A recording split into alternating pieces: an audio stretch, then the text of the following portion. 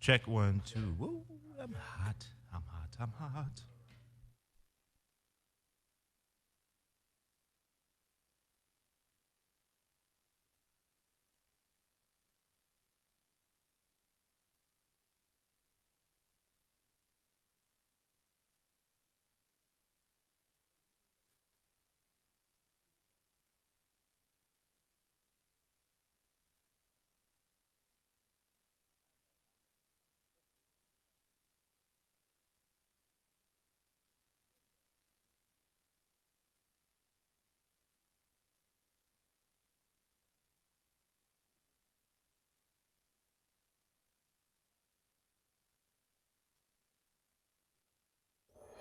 Well, we're back. Yes, we are back.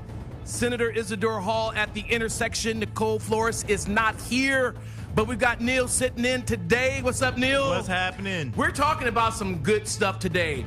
Mueller report, Lamar Odom. We also have right here in the house the one and only Al Harrington. Believe it or not, my boy played 16 seasons in the NBA, and now he's a CEO of a big old company called Viola. Let's lean in and talk about this. Give us a call right now, 323-879-4445. You're at the intersection. I'm Senator Isidore Hall.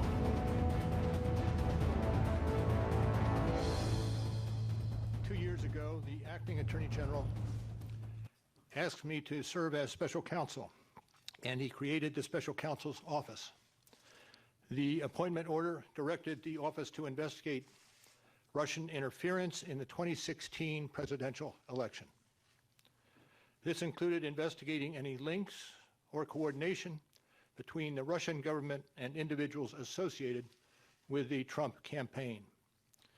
Now, I have not spoken publicly during our investigation.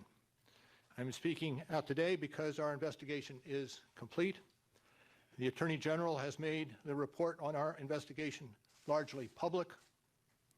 We are formally closing the special counsel's office, and as well, I'm resigning from the Department of Justice to return to private life. I'll make a few remarks about the results of our work. But beyond these few remarks, it is important that the office's written work speak for itself. Let me begin where the appointment order begins, and that is interference in the 2016. Yeah, so we don't have to go too much in depth into this. Right. First of all, I need you to lean in. Give us a call, 323-879-4445. Also follow us live at The Intersection live on YouTube. We want to thank Zoe for allowing us to hijack his situation yet again. I love Zoe's followers, right? They be speaking the realest shit on there. I'm about to say, and I want to keep it real like that too. They really be doing that. They give it to us. So shout out to my boy Zoe again. Zoe Williams in the house. So listen, we don't want to belabor this issue. The fact of the matter is that Mueller said what he said and he meant what he said. Yeah. He clearly said today that if he felt like President Trump did not commit a crime, he would have said so. Mm-hmm. The absence of the fact that he said so indicates that there was some criminalistic activity going on.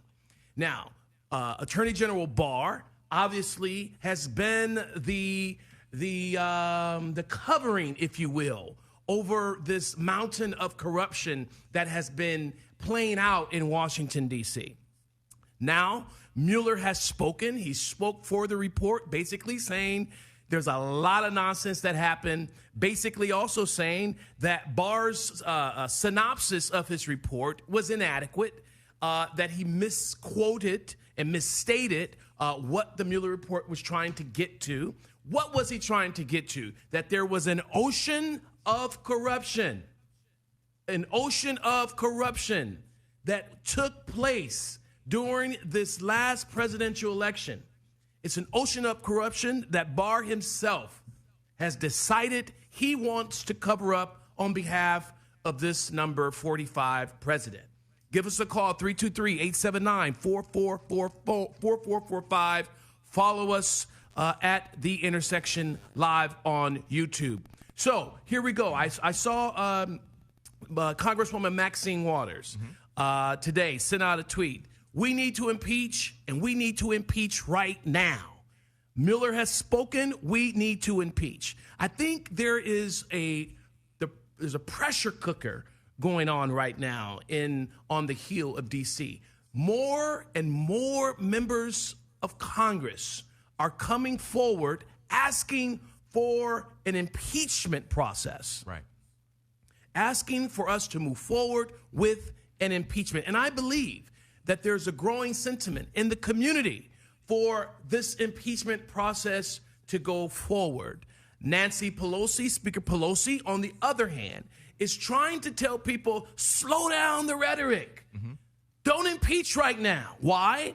Because Speaker Pelosi believes that if you begin impeachment process, it would have an adverse impact on the upcoming elections. Should you then, the question to you, the viewers and listeners, should you then negate or push pause on an impeachment for the election coming forward in 2020?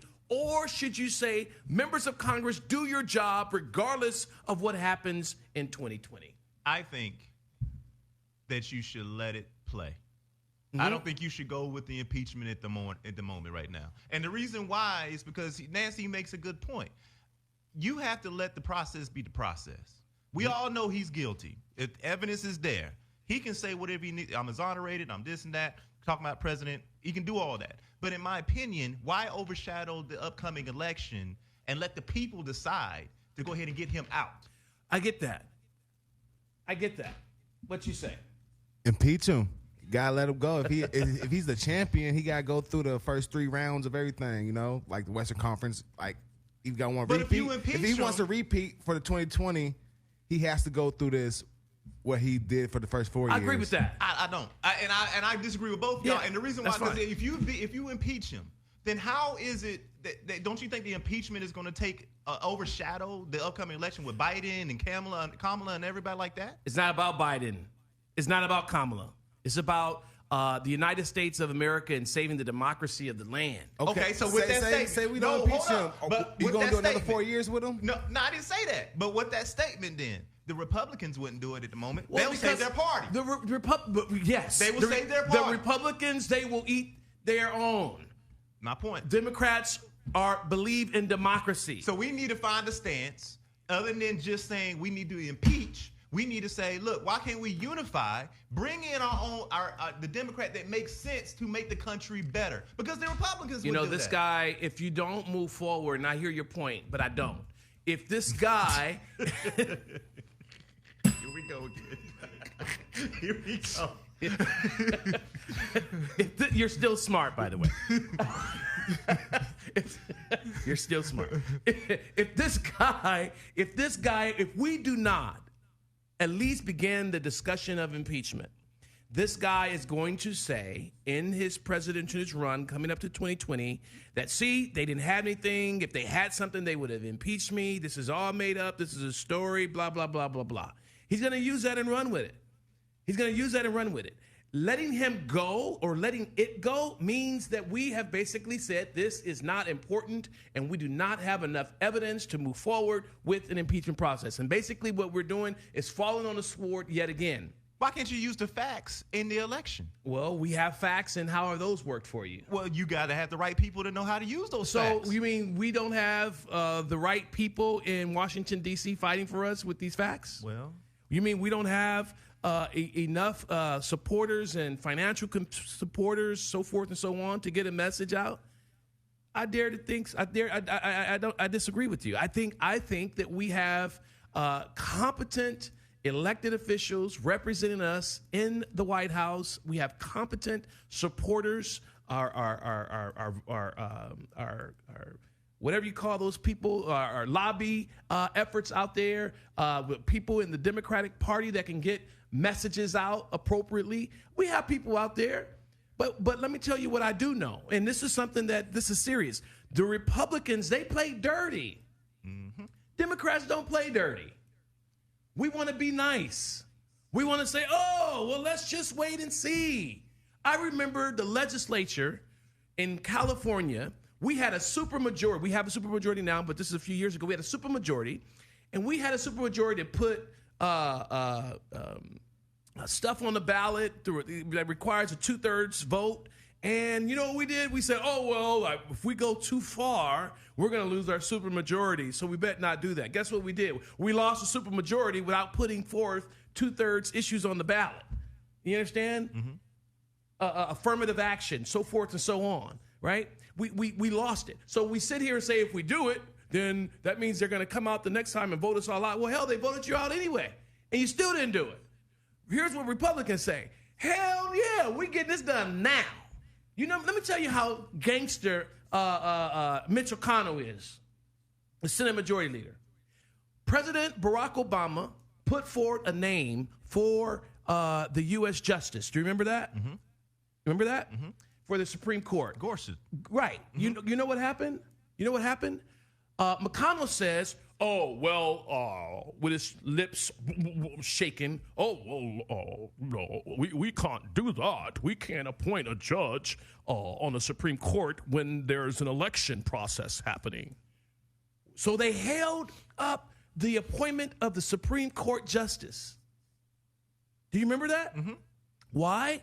Because there was a current presidential election happening in process.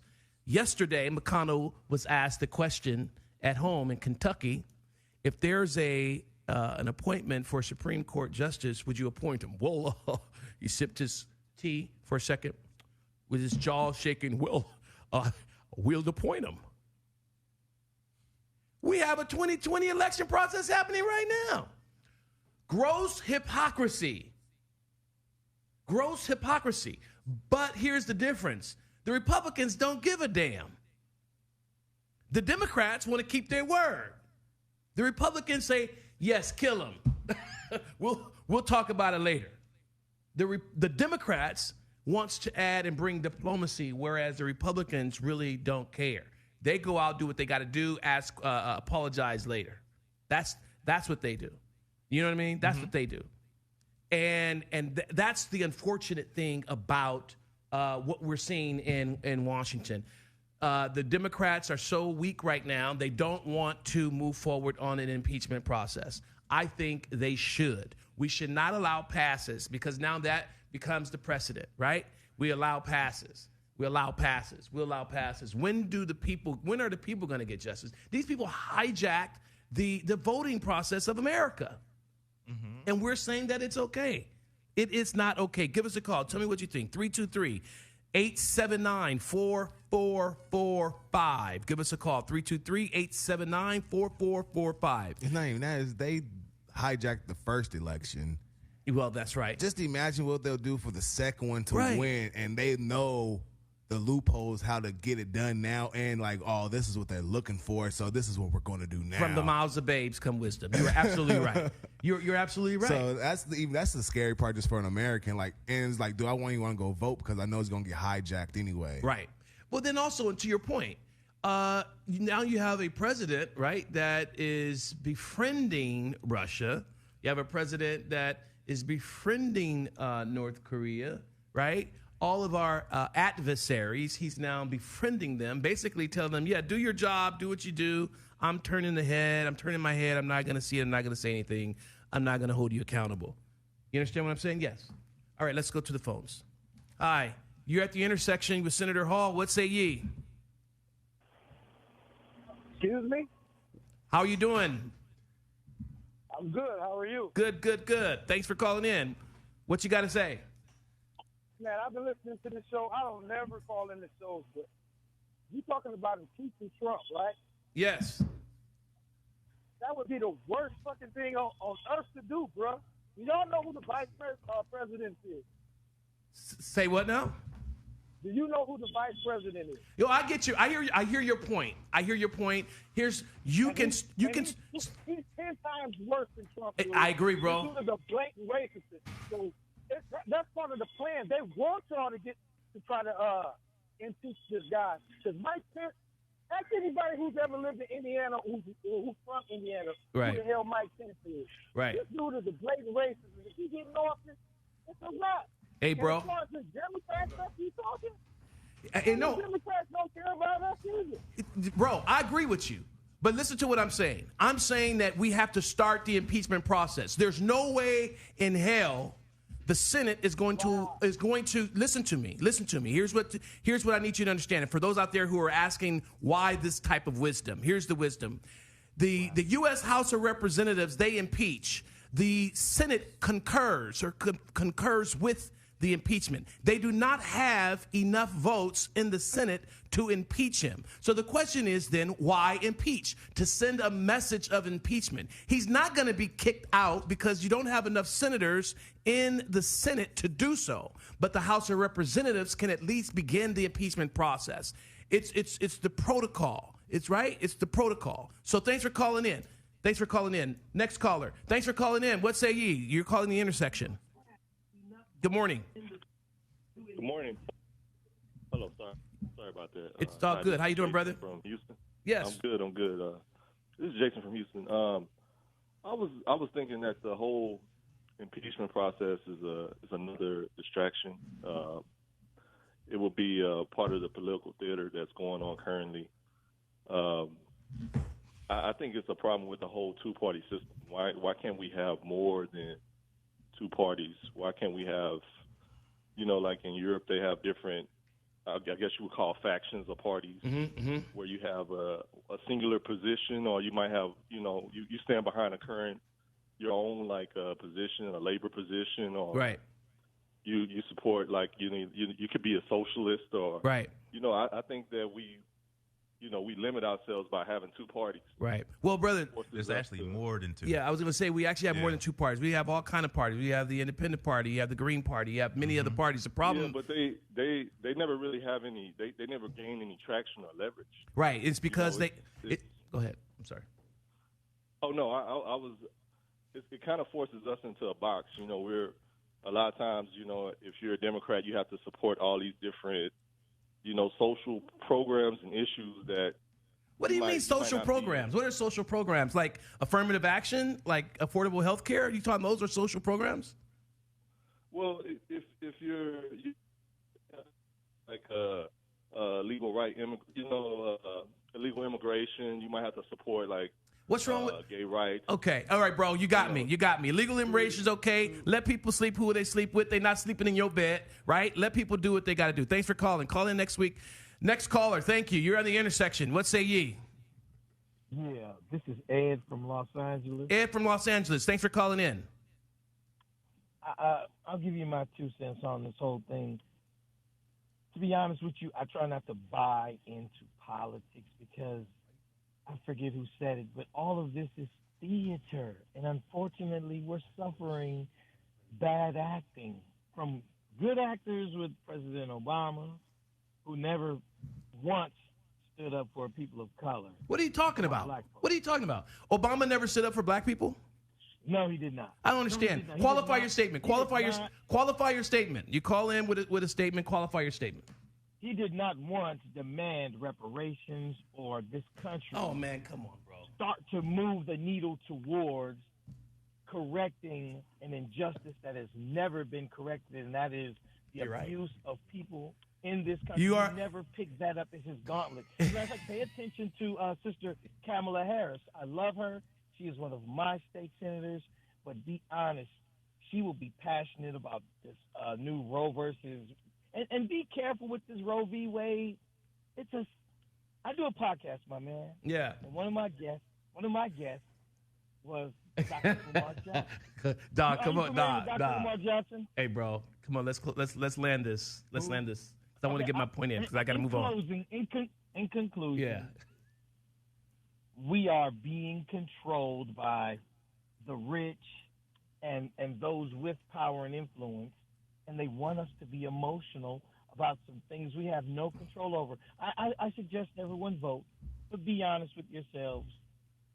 The political structure that we suffer through always puts their guy in there. But we got to. I hear your point. And believe it or not, there are a lot of people. We got to go, but there's a lot of people. First of all, thank you, Ed, for calling from Los Angeles. There's a lot of people that feel the way you feel, and for those who are listening, what he's saying is not falling on deaf ears. There's a lot of people. I've had a lot of conversations with a lot of people that feel the way Ed from Los Angeles feels. So I thank you for calling in. We got to go. You're listening to The Intersection with Senator Isidore Hall and Nikki Flores on Dash Talk X. Dash Talk X. Grandma. Yeah, so in 2010, my grandmother had come to see me play when I was playing in Denver. When she got there, she was telling me about all the issues she was having medically, diabetes, glaucoma. When she said glaucoma, I was just telling her, like, literally 2 days before I was reading how cannabis helped with glaucoma. Finally, she was just like, well, this cannabis thing sounds cool. What is it? And I was like, well, it's marijuana, weed. She's like, reefer? She's like, boy, I'm not smoking no reefer. And I said, look, Grandma, let's just give it a try. I said, it'll be our secret. You know, if it works, fine. If it doesn't, we won't just try it again. And she said, okay. So when she tried it, an hour and a half later, I went to go check on her. She was downstairs. I knocked on the door, backwards to the door, and she was looking down. I was just like, Grandma, you okay? And she turned around and she was crying tears. And she was just like, I'm healed. I can't believe I'm reading the words of my Bible for the first time in 3 years. I went in and I cried too. I'm soft like that. Family members cry. It changed my perception of cannabis. My grandmother being the backbone of not only my family, but the church. For the first thing for her to do when she get that kind of relief is to go to read her Bible. Boom. Ladies and gentlemen, we have the one and only Al Harrington in the house. Senator, what's good, baby? What's going on, boss? Chilling, man. What's up? Man, I hear you're blazing up the world right now, dog. Literally. Trying, fellas, trying. Hard work out here, man. They ain't making it easy for a black man. I'm going to tell you straight up. Man, we're excited for you because we've had a couple of discussions before about this, man. What you're doing is phenomenal. And we're hearing a lot of stuff, all not just in California, but across the nation, the work that you're doing with Viola. You're changing the world and you're changing the game and literally even trying to change the NBA game when it comes to this, right? Yeah, we're trying, man. We, at the end of the day, they give us all those opioids and all these, prescription pills that have all these dangerous side effects, and they don't want to allow us a natural alternative with cannabis. It just doesn't make any sense. So let's back up a little bit. Now, we heard an intro for those of you who are listening. By the way, again, you're at the intersection, and we're having a nice conversation with a good friend, Al Harrington, who is the CEO, president of Viola. For those of you who don't know, it's a product called cannabis that is assisting people with natural healing. Right. All right, so we're talking about cannabis right now. All right, yes, so give us a call 323-879-4445. You've changed the world. So the other day, I texted you. I said, "Man, my mom has arthritis." Right? Because I remember the story you told about your grandmother who had glaucoma. Correct. And you were saying that she couldn't move her arms and things like that, right? So I remember that story. So I called my mom. My mom called me. She said, Izzy, I need you to get me something for my arm. My doctor's not giving me any medication to be able to help. She has arthritis. And so I called you. I said, what can I get my mom? You told me what to do. I went and got my mom some of the cream. My mom called me 2 hours later. She said, son, I've been waking up at 3 o'clock in the morning with pain. She said, my pain has subsided. That's amazing. I'm just telling you. I kid you not. This actually happened. So tell us a story about your grandmother, then we'll go in. Yeah, so grandma, she come to see me play in Colorado. Yeah. And, she old school. She one of the people that only want to, like, take buses, trains. She don't like getting on planes, My mom, too. Yeah. And just for her to get on the plane was just a miracle in itself. You know what I'm saying? So when she got there, we was all excited to see her. She took her bags downstairs. She's like, Al, bring this bag back upstairs. So I bat the bag back up. And she opened it up, and it was just, like, pills everywhere. So the athlete in me was like, damn, Grandma, why you take so many vitamins? Right. She's like, boy, these ain't vitamins, boy. She's like, I got glaucoma, diabetes, high blood pressure, everything. And I was like, well, Grandma, I was just reading about cannabis, how it helps with glaucoma. Right. And she said, tell me more. So I was telling her. And then she finally was just like, well, what is cannabis? And I said, marijuana, weed. She's like, reefer? Boy, I ain't smoking no reefer. Like, exactly what she said, bro. I'm not lying. So she shut me down. So the next day I came home, I had a game. So I came back from shooting around. She was sitting in the kitchen, and she was in pain. And, I was just like, well, Grandma, why don't you just give it a try? Yeah. I was like, it'd be our secret. Right. Obviously, I'm telling the entire world now. Right. But, she finally came around and she said, I'm in so much pain today, I'll try anything. So I had my boy go to the store. He went and got her to the dispensary. They recommended Vietnam Kush. So I'm not a smoker, so we vaporized it in a volcano bag of all things, right? So she started smoking the volcano bag, and, I hit she like 3 or 4 times, like, all right, Grandma, that might be too much. Took her downstairs. I went and took a nap. Hour and a half later, I went to go check on her. So when I went downstairs, the door was closed. So I knocked on the door and peeked in. I was like, Grandma, how you feeling? Yeah. And literally, dog, I'm not lying, backwards to me. She turned around. She was crying. She's like, I'm healed. She said, you know, I haven't been able to read the words of my Bible in over 3 years. Wow. So she was downstairs reading her Bible, and I tell people all the time, if my grandmother not going to heaven, we all going to hell for sure. Like, we ain't got a shot. Right. You know what I'm saying? That's how straight and narrow she is. Right. You know, she never remarried after my grandfather died. You know what I'm saying? Like, she's old school, like, old school. Yeah. You know what I'm saying? So that changed my life, changed her life, changed my life. And, you know, I started educating myself and decided to invest in the cannabis space. And so now Grandma is one of your biggest supporters in the industry, right? Correct. You know, the company's named after, so she, Viola, you know, we named so the company that's after. it. That's her name. Her name is Viola. Got you. Correct. Got you. That's the connection. So are you finding in the industry more seniors are moving towards this as an alternative to some of the hard drugs that are being prescribed to them? Bro, let me tell you, man. I remember there was a time when, like, my mom used to, like, literally kick my dad out the house for smoking weed. So now my mom and grandma, they call me all the time, like, well, sister, this got this, and brother, this got this. What can you send them? Give me some reefer and cream reefer. You know what I'm saying?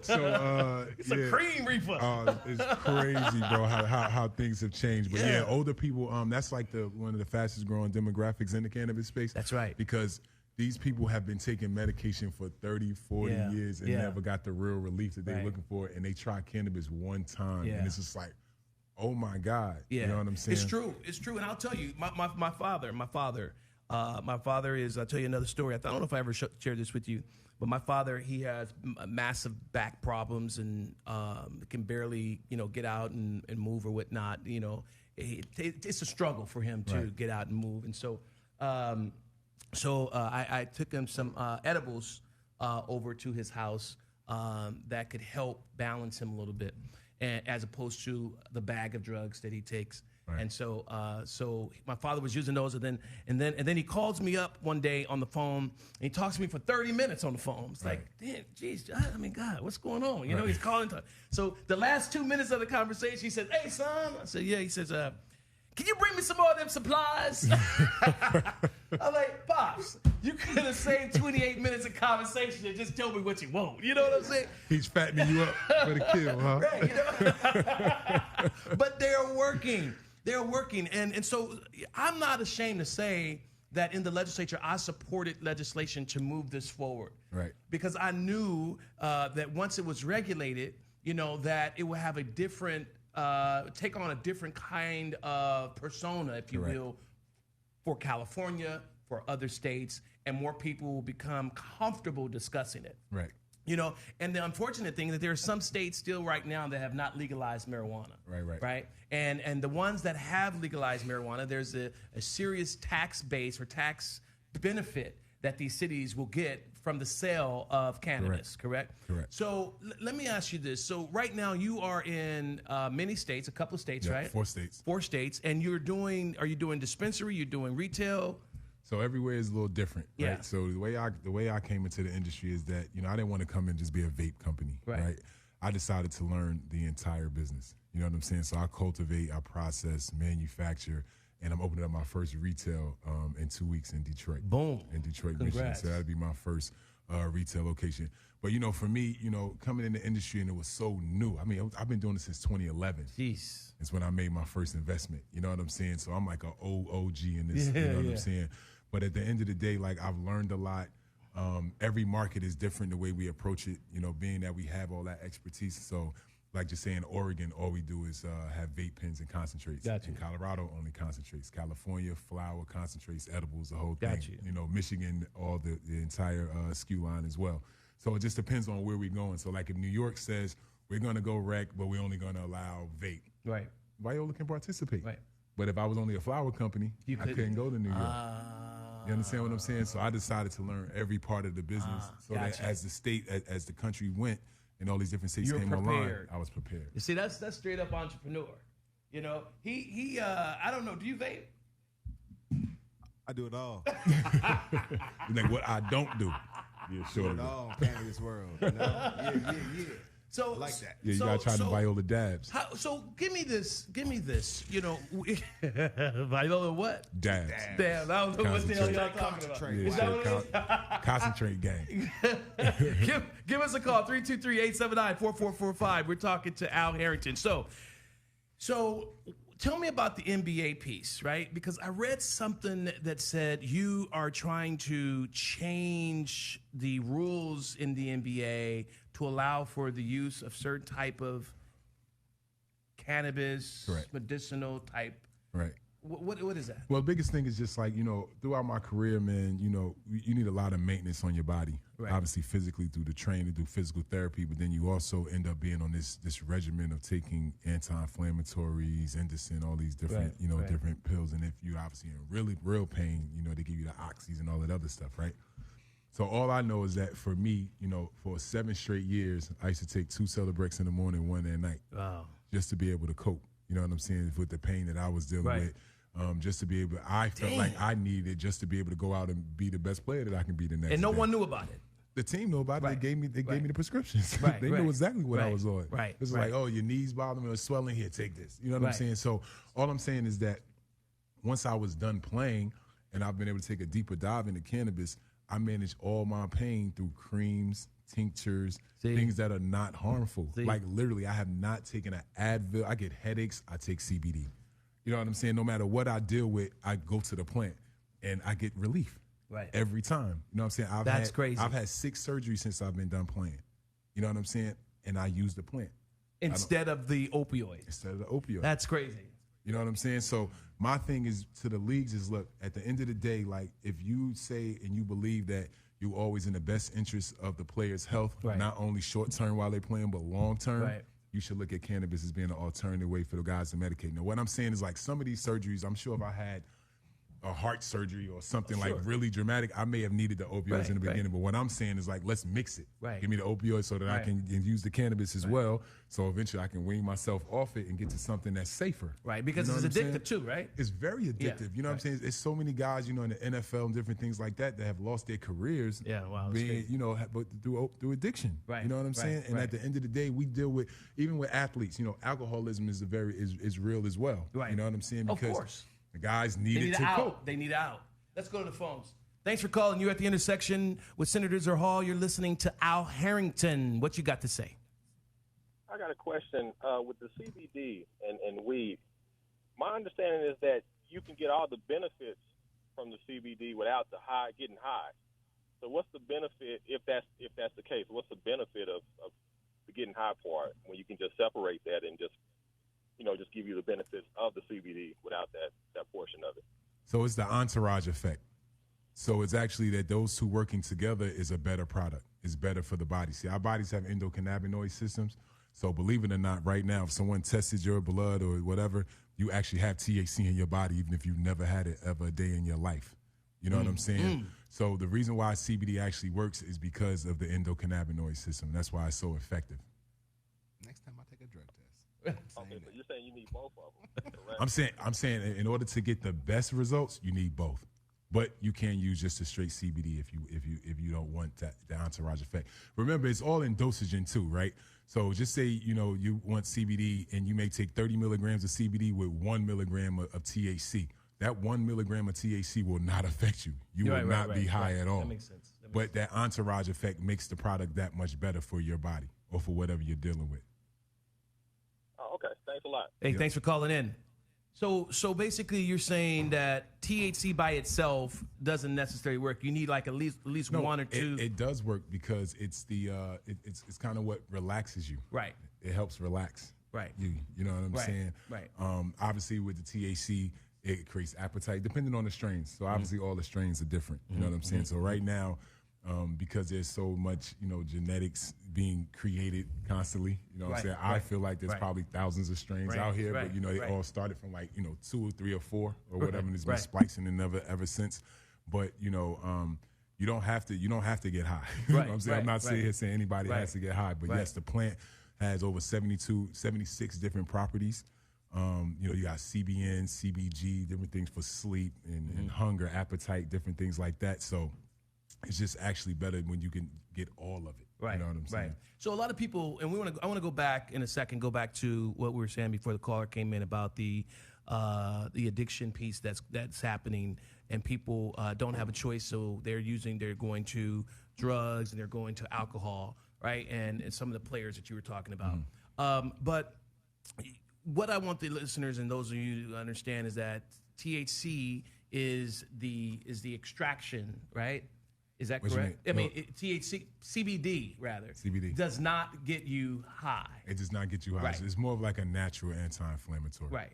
And so those who have arthritis, and I'm not a doctor, I'm not prescribing anything, I'm not telling you to take it, I'm just telling you what the alternatives are. Right. Right. Those who have pain, right, can apply CBD. Correct. And have some of that pain to subside. Correct. Right. It's like pain. It's like a pain management. So it's not something that will like completely alleviates your pain. Right. There's some cases that has happened, and I'm one of the people that I can speak to that. You know what I'm saying? Issues that I had in my knee, swelling that I had in my knee for like 3 straight years, that I no longer have the swelling in my knee anymore. That's just incredible. But, you know, like you said, we can't make claims and stuff like Right. that. But there are, you know, circumstances where that has happened, where people have been like somewhat cured. Yeah.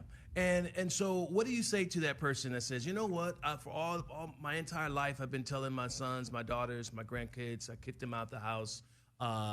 You know, I don't want that in my house. I don't need that in my house. How do you convince that woman, that man, that senior that, you know, this is something that can actually help change your life? So particularly when we're talking about a person who has problems, and oftentimes the narcotics drugs go to addictions. How do you convince them this is a great alternative than taking opioids and alcohol? Well, it's really just through education, man. You got to really just, you know, open your eyes and kind of just, you know, read a couple different articles. Right. You know, if you look here in LA, you know, a lot of people that are on heroin and different things like that, they actually use cannabis to help them get off of it. Whoa. So a lot of people have been telling us that it's a gateway drug. That's not true. That's how Scott Storch got clean. You know what I'm saying? Is that right? Smoked 2 pounds of weed. It was through cannabis, literally. You know what I'm saying? So it's just really just about educating yourself. And you know, I like to tell this story all the time. It's just like, you know, when I talk to older black people about, yo, Raheem smoking and he don't never do nothing, this, that, and the third. The one thing, if you know about just black people in general, right, the one thing we hate to do, probably one of the top 3 things we hate to do is one of them is go to the doctor. Right. That's we right. hate going to the doctor. Especially black men. Every time you go to the doctor, it's something. Right. I ain't been to the doctor in 2 years. Last time I went, I was pre-diabetic. I'm like, where that come? You know what I'm saying? I'm just like, I ain't going up. I ain't going. Unless I gotta go. Leave me alone. No more doctors. No more doctors. But at the end of the day, like, you know, we all deal with things. A lot of time we don't get, you know, we don't get, what's what I'm looking for? Sorry, I'm drawing a blank. But, you know, at the end of the day, you know, I say, like, if Raheem is sitting there going through something, you don't know if Raheem is going through PTSD. Right. Like, you don't have to go to the army to go to get PTSD. You know, Raheem could have seen his man get shot next to him. That's a trigger. Or like he could have been growing up, he could have seen his mom getting up behind whooped every day by his pops. Rule. You know what I'm saying? Right, so what I'm saying is, like, maybe that's why he's smoking cannabis. Right. Maybe he needs that to cope. Right. And it's better than him doing a lot of other things. Right. You understand what I'm saying? Like, I've never seen nobody smoke themselves to death. Right. But I have 2 uncles that drank themselves to death. Boom. Man, that's like real talk. That's serious. You know what I'm saying? Yeah. So it's just like people just really at this point just kind of educating themselves and getting out of that stigma. And then another thing I wanted to speak to is that us black people, we got to wake up. While we keep sitting and saying no, no, no, no, no, the industry is moving forward and we have no representation. Man, now talk about that, because Los Angeles had, and Neil, you can talk about this a little bit too. Los Angeles had, they passed the initiative to allow the sale of marijuana, to allow sales of marijuana or cannabis in Los Angeles. But then they found that there were people on the outside trying to come in, people non-blacks coming in trying to buy up or buy up buildings to get the licenses to sell. Correct. Then they did what was called a social equity program to allow for African Americans who had a record, right, to come to backfill and get a license. Have you found that blacks are now getting involved in it, or have you found that was just window dressing, that none of that has come to fore? No. It wasn't window dressing, but just walk with me real quick as an investor. Yeah. I know you're very successful, right? Yeah. A brother just come home from jail, been institutionalized, probably didn't finish high school, right? Come out, you give him a license. Right. You give them a license that has a stipulation that they have to own 51%. Right? You as an investor, why would you invest right. into a brother that just came home from jail? Right. No business acumen, no education, and you're going to give him all the control. Right. You're going to give him your money and all the control. Right. Do you think they tried to make it so you can be successful? Yeah, that's true. That's right. It makes sense. I'll just leave it there. I ain't got to go into it. That makes sense. So the social equity piece then is doomed for failure.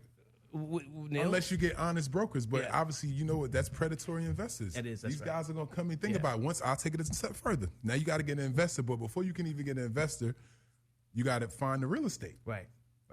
They can't buy no real estate. You can't even lease it. You can't even put the down payment down. What's your credit score? What? Dog, with a 200 FICO score. With a 200 FICO score. No, it's not going to happen, bro. Right. So to me, the program is all BS, man. Like, you know, and not saying that the people in the city not trying to do the right thing, but, you know, the issue is that, you know, a lot of times, you know, these lawmakers that are making the laws, one, they don't know nothing about the industry. They haven't brought people, like they should have figured out a way to bring people from the black market in to educate. Right. Give them a new chance. Give them a second chance. Give them a chance to do the right thing. Right. Because the business side, they have no idea. Right. And they're not businessmen either. Yeah, they're bureaucrats. You understand what I'm saying? Like there's very select people or politicians that have a business background. A lot of them don't. You know what I'm saying? They're social servants. You know what I'm saying? So these are the people that are writing the legislation. Yeah, see, that's crazy. And they don't really have a true insight of the industry or how it operates or anything. You know what I'm saying? So there's a lot of hurdles, you know what I'm saying, for us before we get it correct. But, you know, people are trying to do the right thing. In the city of L.A., you know, at the end of the day, in theory, it sounds good. But at the end of the day, it wasn't really set up for, you know, I feel for the applicants to really be successful. It's like give them the licenses, they'll fail, somebody will come buy them out, or they'll just lose it. It's kind of like doing they can at least say, we tried. We gave them a shot. Look what happened. You know what I'm saying? So what I'm trying to do is trying to affect that. You know what I'm saying? So as these social equity applicants get their licenses and stuff like that, you know, I envision, like, one of the dreams of mine is building like an incubator. Nice. You know what I'm saying? Where they could actually come through, learn all the parts of the business, learn how to build out the store, how to design it, how to stock it, how to sell, how to pay taxes. All the, you know, all so they won't go to jail. So they don't go to jail. For not paying taxes. Right. Financial literacy. You know what I'm saying? Like when you actually get this money, how to take care of this money. You know what I'm saying? So that's that, you know, like that's kind of my end goal with my company, is kind of being that company that has created a lot of opportunities for, you know, for blacks and minorities. And actually trying to be, you know, very involved with them being successful. See, we're talking about boss right here. I was watching a interview that you did with Steve Harvey. Yeah. They were talking about boss. How does it feel to be boss, man? Feel good, man. You know, I was working for somebody for 17 years, and finally to do your own thing is a beautiful thing. But, you know, I always had an entrepreneur spirit. And, you know, obviously, man, like I told you, I grew up in Jersey. I thought cannabis was a gateway drug. I thought if I smoked weed, I was going to smoke crack. Nobody wanted to be a crackhead. That's what we're told. Out to be that, That's what we're told, right. But, you know, for me to be in this industry and you know, the fact that I've been doing it, you know, as long as I've been doing it and having a success, you know what I mean, it's a true blessing. And, you know, the thing about it is it's bigger than me. You know what I'm saying? And what I'm realizing is that, you know, when I go to a lot of these meetings and these award shows and stuff, like, there's not a lot of people in there that look like me. But I know, like, our community was, like, devastated from it. Oh, yes. You know what I'm saying? So Big I just time. feel like I got the platform, I got the keys to a door. Right. I'm going to open this door, and I need as many of us to run through it as we can. Man, that's awesome. See, that's something that we don't see a lot, and particularly in the African American community. You know, you go to other communities where, you know, they make way for the next generation. Correct. Right. In the African American community, we don't do that too much, and we don't see it. And then to drill down deeper in the NBA industry and the NFL industry, we don't see that a lot. So for you to do that, it speaks volumes. What are you doing in terms of supporting other individuals who are interested in the business but may not have the finance? Are you leading them towards that way? Are you showing them options? Are you navigating paths for them? Right. So, you know, so literally we're in the middle of a raise right now. So we're raising some money. raising a nice amount of money that will allow me to kind of step back from some of the day-to-day operations so that I can start to help guide other entrepreneurs in the space. That's nice. You know what I'm saying? Like right now, I don't have the time to do it, especially at the level I would like to do it, or to the point where I could be very impactful. But that's something that I plan on doing, by fourth quarter this year, announcing some type of programs or whatever.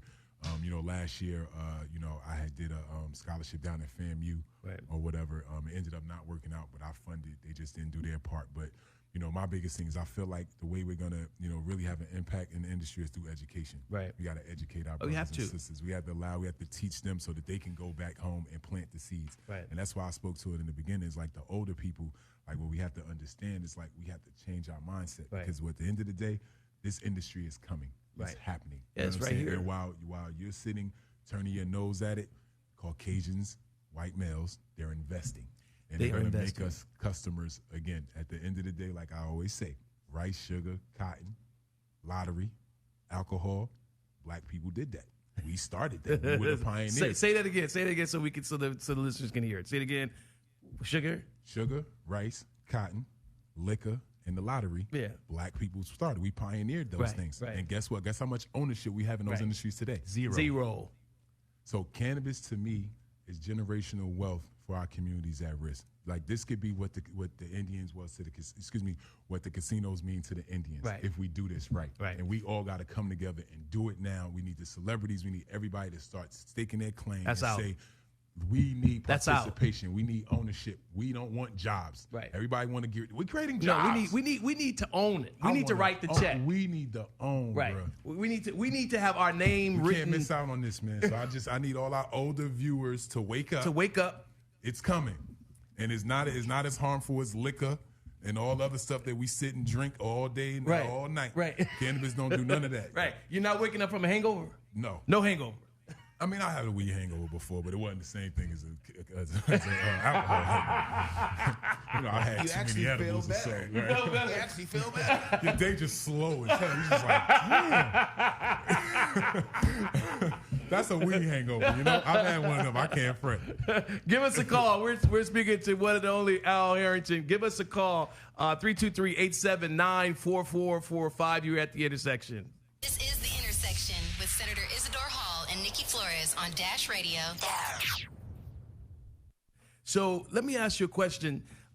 With the NBA, how many of those individuals or ex-NBA players are actually in this space? Because I think I saw that there was a few that you were around at one point that was looking into the space. How many of those do you know of that are actually in the space right now? So that I know Katino Mobley's in it pretty heavy.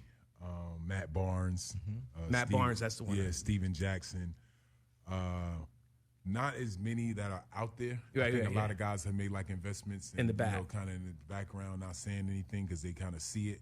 But not as many as I would like to see. Yeah, you know what I'm saying. And I think we need to find a way to come up with some way that we can all work together behind and pushing a brand too. Yeah, you are actually the godfather in the NBA in this space. You're the first to come out publicly to support this industry. You're the first to come out and say that, hey, I've used it to help me. You're the first to say my grandmother was ill and this helped her, and if it helped her, then I'm supporting it, so forth and so on. And so, how is that message resonating? I mean, is it getting you the audience with some of your colleagues faster because of that message, or are they trusting you, or are they still a little more skeptical? Nah, they trust me, man. It's funny. Like anytime, like when I did the interview with David Stern, I literally had 75 players text me like, "Yo, thanks, OG. That's what I'm talking about. You think we're gonna be able to smoke soon?" You know what I'm saying? Right. I would say like literally 90% of all professional sports use cannabis, man. Yeah. Like guys are using, bro. So let me ask you this: you can or you don't have to. Right. You can plead the fifth. Are there folks in the industry right now that are hurting that you know that have to use marijuana or cannabis? That are in the NBA right now? Yeah. Yes. Yes. Okay. 1,000%. What's that 1,000%? When I was in the G League, there was cats in there smoking. Yes, sir. For sure. But they don't. But guess what, folks? The coaches are smoking. Yeah. The owners are smoking. Yeah. Girlfriends, it ain't mistresses. That's why they're doing those 3 shots now from half court. Right. They feeling good. They have that clarity. Right. Exactly. They concentrate. Everything. I told you everything moving in slow motion. That's when you really on fire. That's when you in the zone. I have a question for like the opioid use in the NBA. Does it say like NBA gets some weed, like why they can't have their own brand of weed and distribute it to their own NBA players, because it's all about the money at the end of the day. Say like you give cannabis to the NBA players, all the opioids money's gonna be gone and stuff like that. So if the NBA be able to get a cannabis and like their own strand to give it to their players in the league, wouldn't that be like helpful for the league and the NBA players? Yeah, but it's perception, bro. Like, you know what I'm saying? You got to think about it. Like, if the league says, okay, players can smoke, right?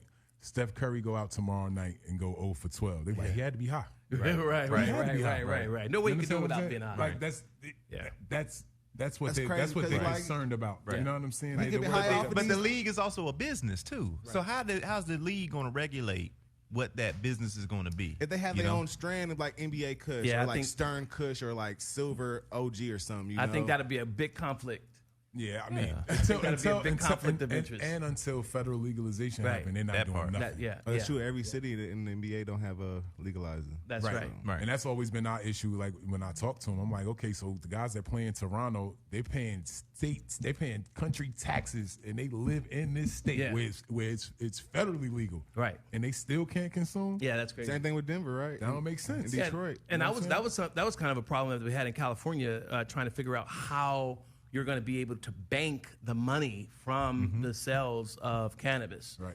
Because you couldn't put it in federal banks, right? So you had to put it in state banks like credit unions and so forth and so on, and that's still a problem, right? Now I do hear that there is a national push to move a bill forward federally, right? To part make of the state's act, exactly. To cure the wrong of that issue. In fact, Boehner is who used to be one of the chief Republican strategists, the Speaker of the House before Nancy, right before whatever his name is. Anyway, he's like a lead lobbyist right now, right? Right. He saw an opportunity. He was the guy that was totally against it. Yeah, right. He found a way that he could cash out. Yeah, he's cashing out. And I see, and you got to think about it, like for someone like Boehner, when he was the Speaker of the House, with all his connections and stuff, he knows something's coming. Oh, come on, for him to jump out there like that and stake his claim so early. So, when you see guys like him jump in, you got to know, like, the risk is obviously going all the way down. Yeah. So I got a question. So your conversation you had with David Stern about trying to, what his thoughts are, because he's the old pioneer, the old guy, of the NBA, if anybody followed that. How do you think the NBA would move forward with releasing a CBD derivative or something instead of having teams utilize opioids? I think that will happen sooner than people think. Oh, okay. Really? I think the CBDs will be allowed sooner than people think. I mean, they're doing studies already. They've already, contracted doctors to start doing the studies and stuff like that. See, the NFL is already talking about it. You know what I'm saying? NHL was supposed to make a move this season, but I guess they changed last second. So now it's like a race to who's going to be the first league to jump out that window. Right. Baseball. Right. Well, baseball already tried it. But baseball, they already can smoke. Yeah, they can. They can do it. Yeah, they can do it. And a lot of people don't know that. Right. Yeah, they street drug. They can smoke. They can use cocaine. Yep. Everything. Whoa. American sport. Didn't know that. Yes. Yeah. They don't get tested for nothing. They only get tested for PEDs. What? No, you could come in there coked off your ass and sue my language. No, you're good. You can curse on yourself. Okay, yeah. You're satellite. Because I haven't heard nobody curse yet. I haven't cussed. Because I always cuss. I'm like, ain't nobody cursed. Everybody said damn. I said damn a couple of times. I said frick and all that. I'm like, let me be cool. But going back to that though, do you think the reason why is because we also noticed that baseball, because you are allowed to do that, if you're an avid baseball fan, they know that you can take these drugs, you can do that because they know half the players and owners are doing that shit anyway. There's a curse. But at the end of the day, do you think the reason why the NBA, the NFL has not done the CBD or even the medical marijuana at the point right now is because they're going to lose the revenue streams from their fan base or anything to that impasse? I think it's potentially that, but I mean, at the end of the day, man, like the race thing is real, and at the end of the day, cannabis is considered a black man's vice. Yeah, but basketball's a black man's sport, and NFL. Yeah. That's right. Baseball isn't. It is not. You're right. Just let the fans smoke up in the stadium one time. I'm just saying, like, you got. But think about it, though. I mean, that's a whole different conversation. 50-yard line. You starting to run. Like, real talk. Think about it. That's a real conversation to be had. That is a real conversation. It's a real conversation. That's where blacks dominate that sport. Yeah. Cannabis is illegal. That's right. And I'm gonna leave it at that. Yeah, and then their careers go to shits. That part. Yeah. As a result. Oh, I cursed. Right. But if you look at it though, like the NBA at the moment right now has so much. They're actually ranked number 2 behind the NFL as far as revenue generation, becoming a global brand, all this stuff like that. Now with this potential regulation with cannabis, and even CBD and hemp coming up, sponsors can be jumping galore, but all the arenas do not want those. Perfect example, AEG and Staples Center do not want any cannabis partners or any sponsorships to come into there because they are so afraid of that revenue being lost. Right. Yeah. And so it's kind of weird to me. Right. Yeah, and I think the one thing everybody's gonna always run to is the federal thing. Right. You know, As an out. That's their out. That's their out every time. Right. You know what I'm saying? Until once federal legalization happens, you're gonna have people. That's right. AEG gonna be allowing it. They're gonna have a smoke lounge in Staples. You'll see because they're gonna be able to cash. They're gonna be able to make money off. So you have done a great job in this space, and we thank you for being open and willing to have the conversation. Yep. And thanks for coming to the intersection. So Zoe Williams is right here in front of us, and he has a son. Hold on now. I just got to do this. He has a son that's playing ball right now. And what do you say? What do you say to and his son? Tell him what school your boy is playing at, Zoe. Fresno. Okay. And what position? Point guard. And his full name? New Williams, right? So what do you say? What do you say to New Williams in terms of his desire to play ball in NBA? What word of encouragement do you have to many of those like him right now? Man, I was just telling him, just continue to have fun, but just work your ass off. Yeah. You know what I mean? The only way you're gonna get there is hard work. You know what I mean? My story is I didn't play basketball until I was a freshman in high school. Yeah, well. They forced me to play. I was the worst player on the team. No kidding. I transferred to a basketball school. That was God telling me to do that because I was a much better football player. Right. Sophomore year was probably the 6th best player on my team. Couldn't catch. Nothing like that. But I went pro out of high school, though. You know what I'm saying? Boom, I went pro out of high school, and the reason why was because for the next 2.5 years, I lived in the gym. Yeah, there you go. So, like, where the money at, I always say, you want the money is in the gym. In the gym. The money is when people don't see you. You know what I'm saying? That's the message. That's where the money at. You heard it right here. That's the Cavalry from Al Harrington. Yes, sir. Hey, you're at the intersection. Thanks for joining in. Make sure you follow us on our YouTube channel, The Intersection Live. I'm Senator Isidore Hall. See you same time next time right here at the intersection. God bless you and be nice to people.